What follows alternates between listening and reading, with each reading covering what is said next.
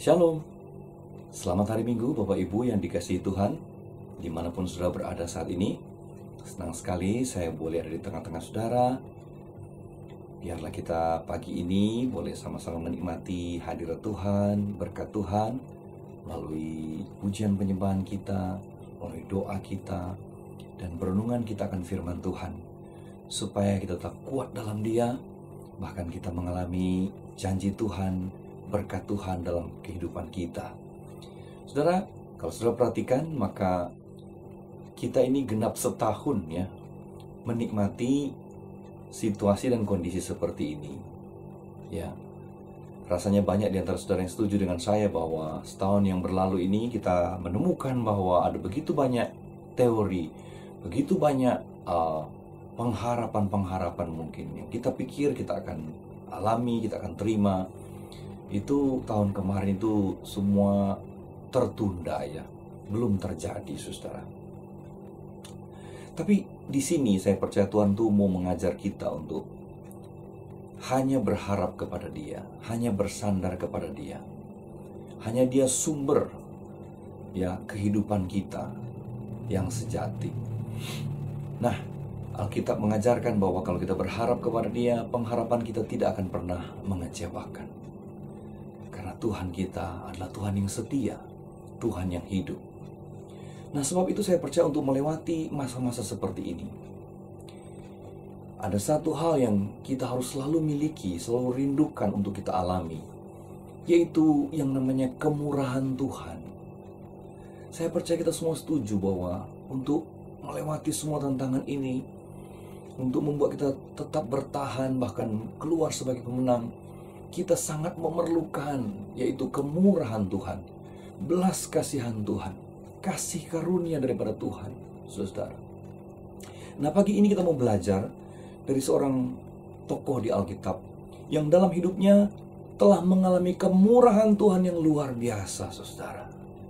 Ya, dan di sini kita mau memperhatikan beberapa rahasia firman Tuhan untuk kita boleh mengalami kemurahan Tuhan. Saya mengajak kita melihat dari 1 Tawarikh pasal yang keempat, ayat yang ke-9 sampai ayat yang ke-10. 1 Tawarikh 4 ayat 9 dan 10. Saya bacakan buat saudara ya. Firman Tuhan berkata, Yabes lebih dimuliakan daripada saudara-saudaranya. Nama Yabes itu diberi ibunya kepadanya sebab katanya, Aku telah melahirkan dia dengan kesakitan. Yabes berseru kepada Allah Israel katanya, Kiranya engkau memberkati aku berlimpah-limpah dan memperluas daerahku, dan kiranya tanganmu menyertai aku dan melindungi aku daripada malapetaka, sehingga kesakitan tidak menimpa aku. Dan Allah mengabulkan permintaannya itu. Katakan amin. Haleluya.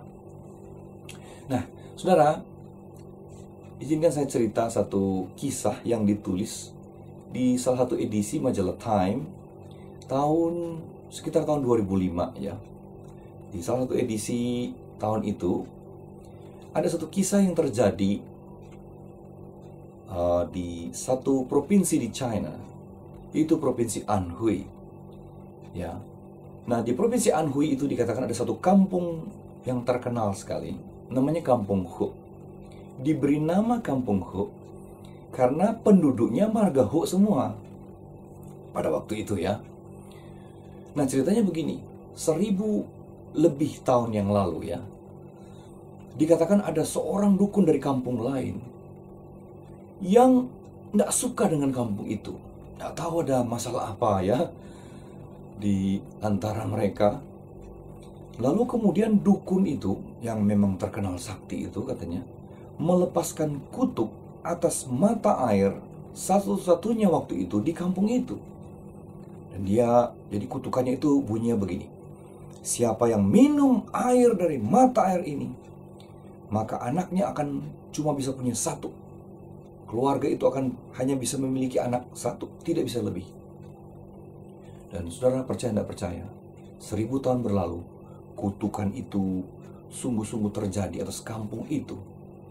Sampai kemudian mereka itu ya karena perkembangan teknologi dan sebagainya, mereka bisa menemukan mata air yang lain. Sehingga mata air yang dikutuk itu tidak dipakai lagi. Nah, pendengar cerita ini mungkin sudah berkata begini, wow, betapa hebatnya ya, kutukan di masa lampau itu bisa berdampak jauh dalam kehidupan satu kampung, dalam kehidupan banyak generasi. Ya, mungkin sudah juga pernah dengar cerita yang mirip-mirip seperti itu. Bagaimana peristiwa di masa lampau itu bisa berdampak jauh dalam kehidupan seseorang atau satu keluarga bahkan. Ya, bagaimana ramalan di masa lampau, perkataan orang di masa lampau itu bisa berpengaruh dalam kehidupan seseorang, jauh dalam kehidupan seseorang. Tapi semua teori dan pemikiran itu tidak berlaku untuk tokoh yang tadi kita baca, yaitu Yabes. Saudara, Alkitab berkata bahwa dia itu dikasih nama Yabes sama mamanya karena waktu mamanya itu melahirkan dia, itu melahirkan dengan kesakitan, berarti dengan susah payah. Mungkin nyawa mamanya itu sempat dipertaruhkan demi kelahiran anak ini. Makanya supaya anak ini ingat, ya, dikasih nama Yabes kalian. Karena Yabes itu kan bahasa Ibrani artinya sakit atau kesakitan, saudara.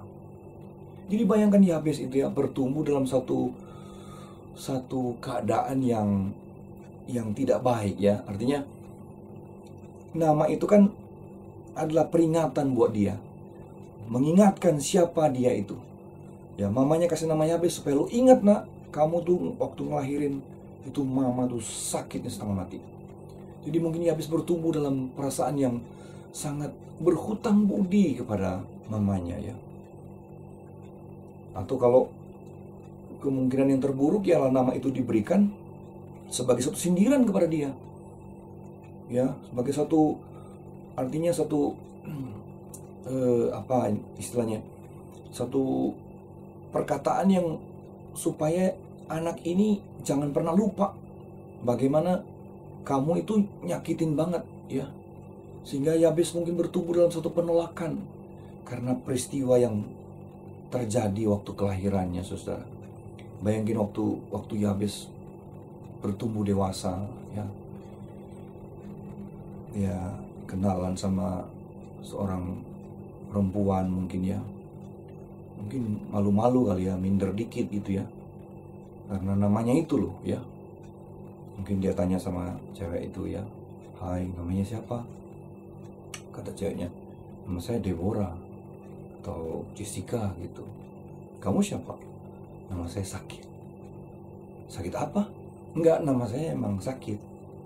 "Waduh," kata ceweknya, "jangan-jangan beneran sakit nih orang ya." Nah, tapi kemudian sudah baca dengan nama yang merupakan satu tanda petik ya, satu kutukan buat dia, satu sindiran yang tajam buat dia. Dia rubah dalam doanya, dia minta kepada Tuhan supaya justru Tuhan membalikkan itu semua. Justru dia mengalami hidup yang diberkati oleh Tuhan sehingga sakit itu tidak menimpa dia. Dan kita berkata Allah mengabulkan doanya Yabes itu, saudara. Nah, pertanyaannya begini, kok berani ya? Kenapa Yabes punya iman yang luar biasa sehingga berdoa seperti itu? Ya, doa yang mungkin pada zaman itu bukan doa yang lazim, saudara. Ya, orang lain tidak berdoa seperti itu, cuma dia yang berdoa. Makanya sampai namanya, kisah hidupnya ditulis ya dari silsilah bangsa Israel itu, khusus nama dia diberi keterangan lebih lanjut karena apa yang dia alami, saudara. Apa yang membuat Yabes punya keberanian berdoa seperti itu, saudara? Dan dia mengalami anugerah Tuhan, kemurahan Tuhan, belas kasihan Tuhan yang luar biasa.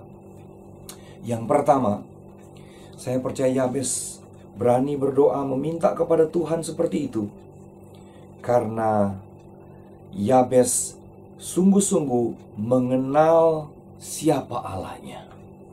Yabes tahu persis kepada siapa dia meminta, kepada siapa dia berdoa. Saudara-saudara, mari saya cerita dulu ya. Kitab Tawari itu ditulis sesudah orang Israel kembali dari pembuangan. Jadi sudah lewat 70 tahun di pembuangan, lalu kemudian orang Israel kembali ke tanah perjanjian, dan yang kembali tidak banyak ya, katanya cuma sekitar 50-an ribu orang ya, 52 ribu orang yang kembali. Walaupun kemarin yang dibuang tentu banyak, saudara, lebih dari itu.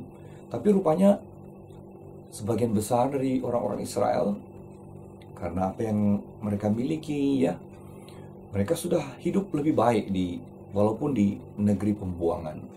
Jadi yang kembali itu ya yang belum berhasil lah di perantauan ya, bersama Ezra, Nehemia. Lalu Ezra menulis kitab Tawari ini, tapi dengan cara yang berbeda. Dia bukan hanya sekedar menulis satu sejarah bangsa Israel, tapi dia bahkan menulis dari awal ya, silsilah dari awal, dari Adam dan Hawa ya, terus turun Abraham ya, Ishak, Yakub, kemudian ke-12 anak Yakub yang menjadi 12 suku Israel, seterusnya sampai Daud ya, Salomo dan seterusnya. Apa yang Ezra mau lakukan dengan dia menuliskan kitab Tawari ini? Yaitu dia sedang mau membangkitkan semangat ya dari bangsa Yahudi yang kembali dari pembuangan. Mereka yang kembali ya, seperti saya bilang tadi, bukanlah yang sudah berhasil di perantauan ya. Mereka yang kembali, maaf ya, mungkin ya masih susah gitu. Tapi Ezra menulis kitab sejarah ini, leluhur-leluhur daripada orang-orang yang kembali itu, untuk menunjukkan kepada mereka, mengingatkan kepada mereka siapa mereka sebenarnya, siapa leluhur mereka, dan siapa Allah yang disembah oleh leluhur mereka. Ya, Ezra cerita bagaimana Tuhan itu memilih Abraham, ya, Ishak, Yakub, bagaimana Tuhan membawa orang Israel keluar dari Mesir ke tanah perjanjian dengan tangan yang perkasa. Dia membelah Laut Merah sehingga bangsa itu bisa lewat ya, dan menduduki tanah perjanjian. Ezra cerita bahwa nenek moyangnya itu adalah seorang raja yang luar biasa, hebat, dipakai Tuhan dengan dahsyat, namanya Daud. Negeri yang tadi mereka kembali, yang menjajah mereka selama ini, dulu itu ditaklukkan oleh Daud. Tidak ada yang bisa bertahan di hadapan dia, karena bangsa Israel adalah bangsa pilihan Tuhan. Allah yang mereka sembah adalah Allah yang dahsyat, Allah yang luar biasa. Itu yang Ezra sedang lakukan kepada bangsa Israel yang kembali, yang notabene moralnya sedang jatuh, terpuruk karena baru kembali dari pembuangan, saudara. Dia mau mengingatkan tentang Allahnya Israel, Allah Abraham, Ishak, dan Yakub, Allah yang perkasa. Nah, saya percaya, saudara, Yabes juga tahu cerita itu. Yabes juga membaca cerita itu. Siapa leluhurnya? Dia tahu bahwa Allah yang dia sembah, Allah Israel, Allah Yahweh, adalah Allah yang sanggup melakukan perkara-perkara yang luar biasa atas dunia ini, khususnya atas bangsa Israel. Lalu Yabes berpikir, kalau laut aja bisa dibelah, kalau satu bangsa aja bisa dipilih, diberkati, dipakai Tuhan dengan luar biasa, apalagi cuma mengubah hidup saya ini. Maka dia berdoa kepada Tuhan dengan iman yang besar, karena dia tahu dia punya Allah yang besar, Allah yang luar biasa. Nah, sebab itu saya percaya, saudara, kalau saudara ingin mengalami kemurahan Tuhan, nomor satu, pastikan kita mengenal sungguh-sungguh siapa Allah kita. Our God is a great God. Allah yang baginya tidak ada yang mustahil, yang bahkan sanggup membuat yang tidak ada menjadi ada, apalagi hanya memulihkan yang sudah ada, saudara. Sebab itu saya percaya hari-hari ini kita harus lebih mengenal Tuhan kita. Kita harus lebih mendekat kepada Tuhan, bergaul karib dengan Tuhan, supaya kita boleh semakin mengenal kuasanya, kemampuannya dalam kehidupan saya dan saudara. Cara yang paling mudah untuk mengenal Tuhan adalah dengan membaca firman Tuhan, saudara. Sebab itu tidak jemu-jemu kita semua boleh saling mengingatkan bahwa jangan pernah berhenti untuk membaca Alkitab. Jangan kasih kendor baca Alkitab, saudara ya. Supaya iman saudara bangkit dan saudara boleh menemukan kisah-kisah bagaimana Tuhan menolong umatnya. Tuhan melakukan mujizat kepada orang-orang yang berseru kepadanya. Saudara, pembacaan saudara akan firman Tuhan menjadi rahasia untuk saudara itu mengenal Tuhan. Pengenalan saudara akan Tuhan akan membangkitkan iman saudara, sehingga saudara punya pengharapan yang di luar, ya, mungkin di luar pengharapan yang lain, saudara. Ini yang selalu saya katakan bahwa iman itu sangat subjektif, ya. Pengenalan kita menentukan seberapa besar iman kita. Kenapa ada orang yang berdoa, begitu, maaf ya, bukan muluk-muluk ya, tapi doanya tuh besar gitu, hebat gitu. Saya percaya karena dia punya iman yang besar juga gitu. Jadi kita tuh nggak bisa menghakimi kalau orang tuh berdoa yang sepertinya, hebat banget, keren banget. Maaf ya, belagu banget. Nanti dulu. Memang dia kenal Tuhannya seperti itu. Pengalamannya bersama Tuhan seperti itu. Nah, kita mungkin belum sampai situ atau nggak mau berusaha untuk lebih dalam mengenal dia, sehingga kita bahkan nggak berani berdoa yang besar kepada Tuhan. Padahal kita sesungguhnya melayani Allah yang besar, Allah yang dahsyat. Sebab itu kenali Tuhan lewat firman Tuhan, ya.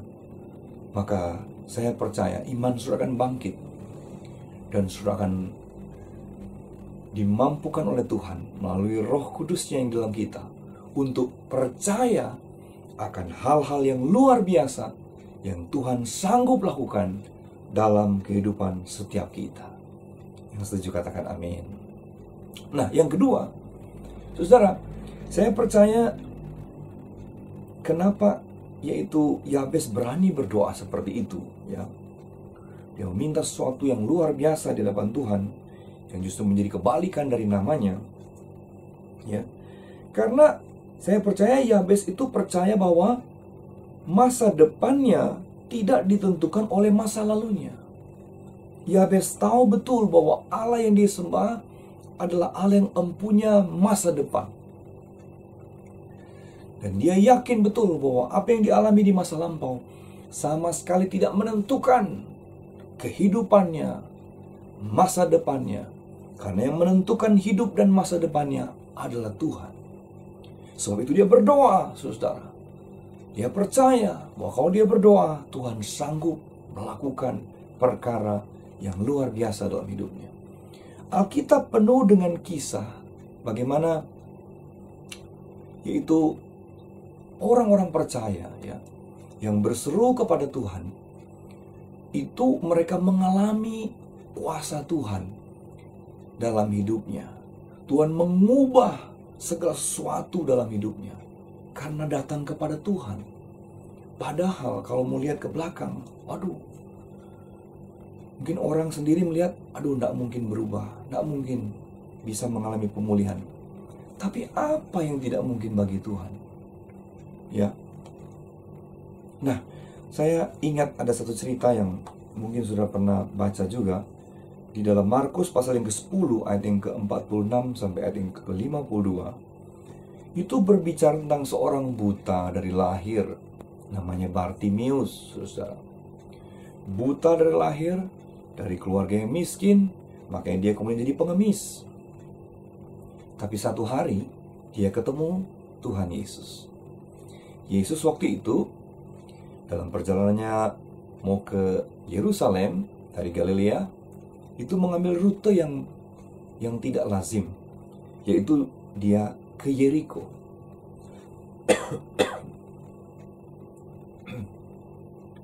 Sekali lagi, dalam hidupnya, dalam pelayanannya selama 3,5 tahun di muka bumi ini, cuma 1 kali Tuhan Yesus itu pergi ke kota Yeriko. Ya. Dan ada 2 orang yang mengalami kuasa Tuhan waktu dia datang ke kota itu. Yang pertama waktu dia masuk ke kota itu, dan yang kedua waktu dia keluar dari kota itu. Waktu dia masuk, dia ketemu Sakeus. Ya. Dan Tuhan memulihkan kehidupan Sakeus, bahkan keluarganya. Nah, waktu dia mau keluar dari kota itu, orang banyak berbondong-bondong menghantarkan Yesus, mengikut Yesus. Ya, karena apa yang baru terjadi di kota itu, saudara, seorang pemungut cukai yang terkenal sekali bertobat, ya. Bahkan dia berjanji akan mengembalikan semua apa yang dia pernah ambil dari orang Israel. Bahkan separuh hartanya dia katakan dia akan bagikan untuk orang-orang yang membutuhkan, saudara. Sehingga orang banyak menyertai Yesus. Lalu ada seorang pengemis ini, ya, yang disebut Bartimeus. Sekali lagi, Bartimeus itu bukan nama, ya. Karena Bartimeus, Bar itu anak, Timeus itu nama bapaknya. Jadi Bartimeus berarti anaknya Timeus. Jadi siapa anak ini namanya? Nggak tahu. Yang orang tahu nama bapaknya, namanya Timeus. Sangat tidak dikenal, tidak dipandang oleh orang pada waktu itu. Karena udah buta, miskin, ngemis, ya. Tapi waktu dia dengar Yesus mau lewat, dia berseru kepada Tuhan. Dia berkata, "Yesus anak Daud, kasihanilah aku." Dia berteriak kepada Tuhan sampai Tuhan tuh berhenti. Karena kan pasti dia berteriak di pinggir jalan, saudara, ya, bukan di tengah jalan. Yesus berhenti dan berkata, "Siapa yang teriak-teriak itu?" Maka Bartimeus dipanggil. Dia datang kepada Yesus. Dan Yesus berkata, "Kamu mau apa?" "Aku mau supaya mataku ini sembuh, supaya aku dapat melihat." Lalu Tuhan Yesus menyembuhkan dia saat itu. Pertanyaannya, apakah orang sakit, orang yang membutuhkan pertolongan di kota Yeriko cuma Bartimeus? No way. Pasti ada banyak orang yang sakit juga, ada banyak orang yang susah juga, yang butuh pertolongan Tuhan. Tapi kenapa cuma Bartimeus yang mengalami kesembuhan dari Tuhan, mujizat dari Tuhan? Sederhana, karena Bartimeus berseru kepada Tuhan. Waktu Bartimeus berseru dengan sungguh-sungguh, maka Tuhan berhenti, memalingkan wajahnya dan memanggil orang itu dan melakukan mujizat terhadap orang itu. Saudara-saudara, itu yang Yabes juga lakukan. Dia tidak hanya berdiam diri dan merenungi nasibnya, ya, nama saya sakit, saya pasti akan hidup dalam kesakitan, hidup saya akan malang. Tidak, saudara, itu tidak dia lakukan. Dia justru berseru kepada Tuhan karena dia percaya Tuhan itu sanggup mengubah kehidupannya. Tuhan sanggup mengubah masa depannya menjadi masa depan yang penuh pengharapan, menjadi masa depan yang indah, saudara. Hal yang sama juga berlaku buat kita. Apa yang sedang kita alami sekarang? Kesusahankah? Kesakitankah? Persoalankah? Pergumulankah? Apa yang kita pernah alami di masa lampau? Pengalaman pahit, pengalaman buruk, gagal, kecewa, bangkrut. Tapi dengar baik, masa lalu kita, pengalaman kita hari ini atau hari yang lampau, sama sekali tidak menentukan apa yang akan kita terima di hari esok, di masa depan kita. Karena kita percaya Tuhanlah yang empunya masa depan kita, bukan masa lalu yang memegang masa depan kita, tapi Tuhan. Bagaimana caranya? supaya kita boleh mengalami masa depan yang penuh pengharapan, penuh dengan damai sejahtera. Belajar seperti Yabes, belajar seperti Bartimeus, berseru kepada Tuhan. Berseru, saya percaya kita semua setuju, artinya berdoa kepada Tuhan. Ini hari-hari di mana kita harus lebih sungguh-sungguh berdoa. Sungguh-sungguh berdoa sama Tuhan. Jangan pernah putus pengharapan, jangan pernah putus asa waktu berdoa. Seolah-olah tidak ada yang akan berubah. Seolah-olah kita tidak akan mengalami pemulihan.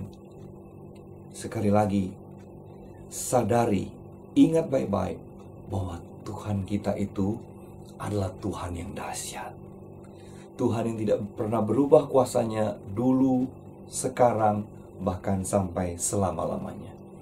Dulu dia buat mujizat, hari ini dia masih buat mujizat, dan selamanya dia sanggup buat mujizat dalam hidup kita kalau kita berharap dan berseru kepada dia. Haleluya, saudara. Tetap percaya kepada Tuhan.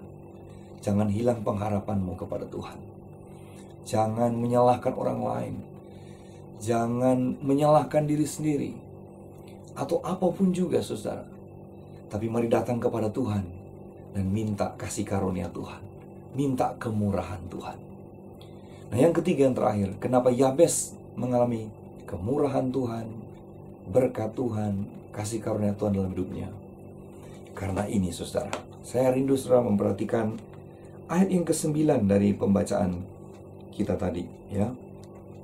Selalu Tawari pasal yang keempat, ayat yang ke-9, kita menemukan satu petunjuk yang luar biasa.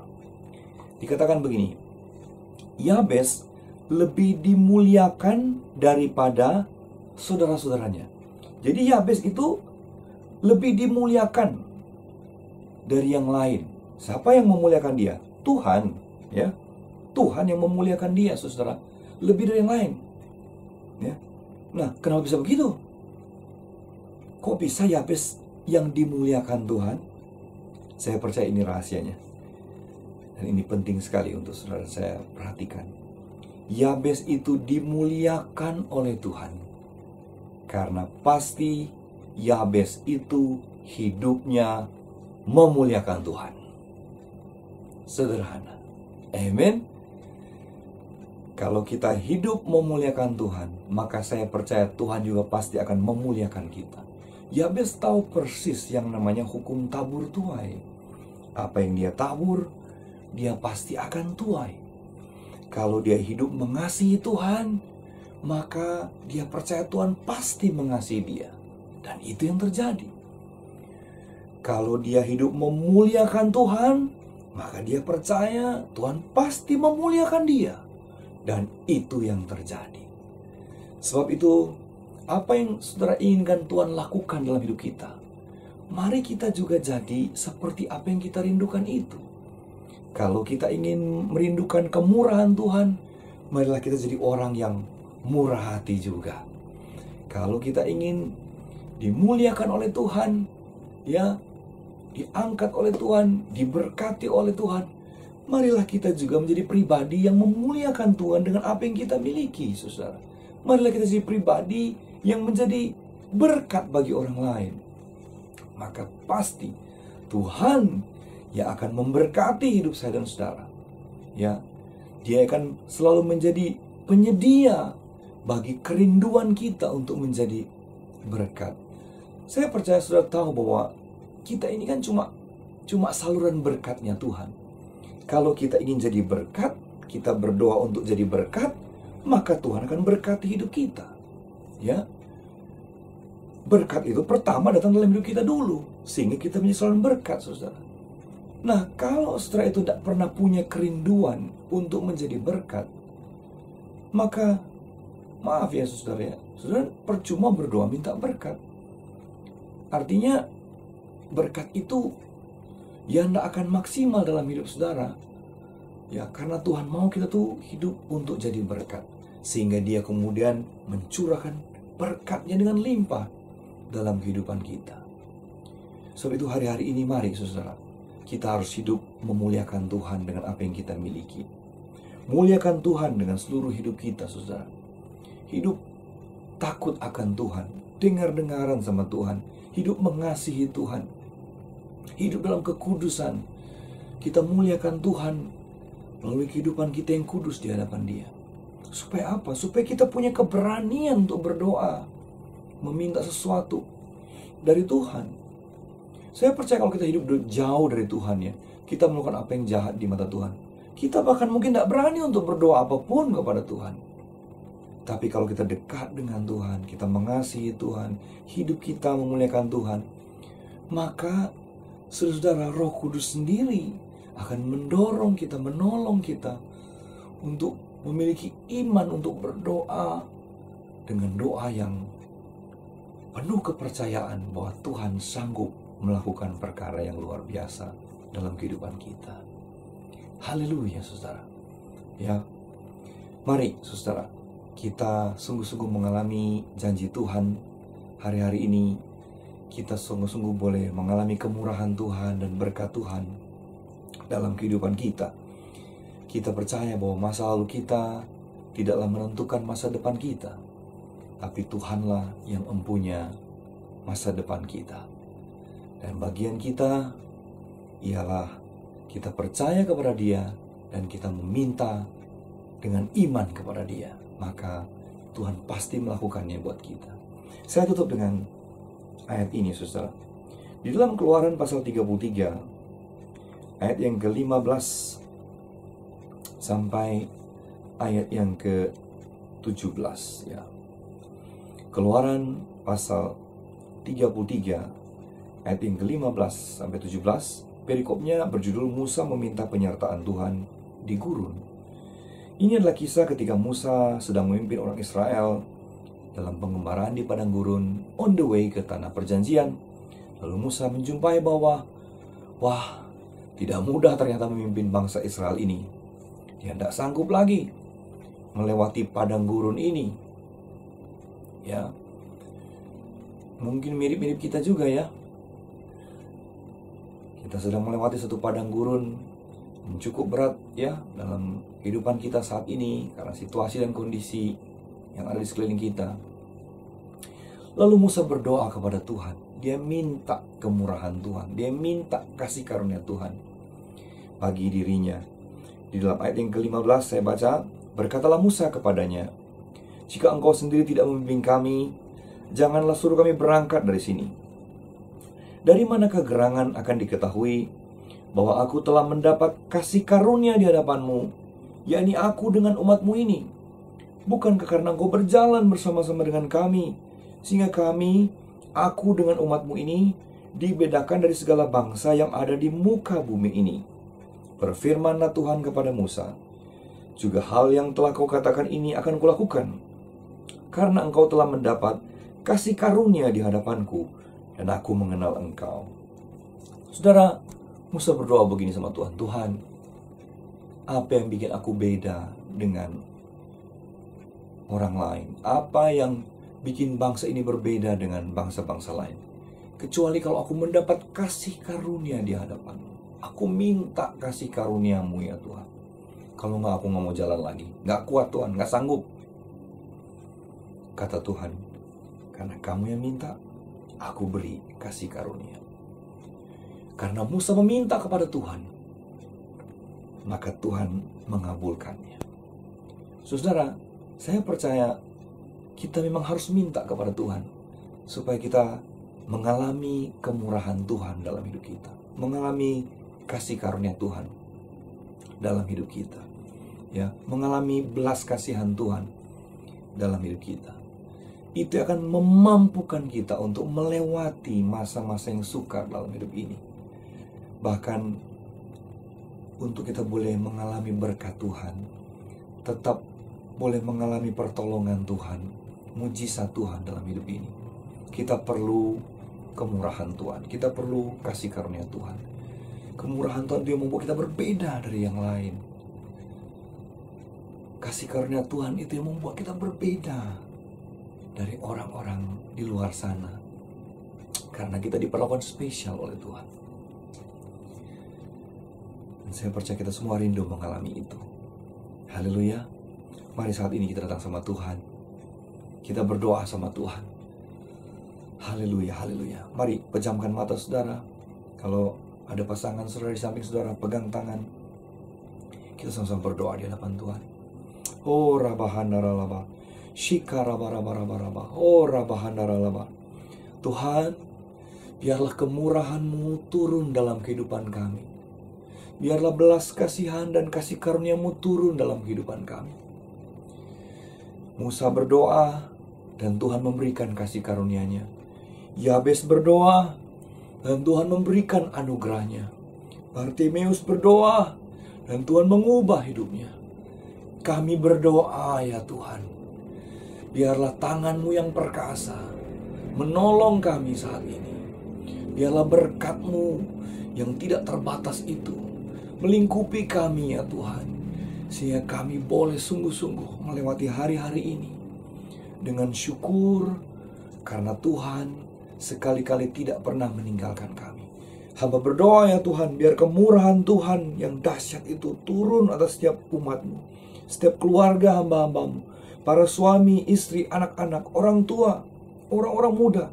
Biarlah Engkau mengalami kemurahan Tuhan hari-hari ini, supaya apa yang belum pernah Engkau lihat dengan mata, dengar dengan telinga, timbul dalam hati, itu yang Tuhan nyatakan kepada kita.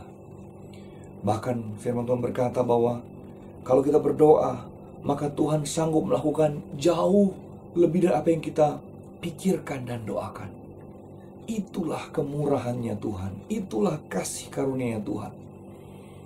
Dia sanggup melakukan apa yang tidak mungkin, apa yang bahkan tidak pernah kita pikirkan.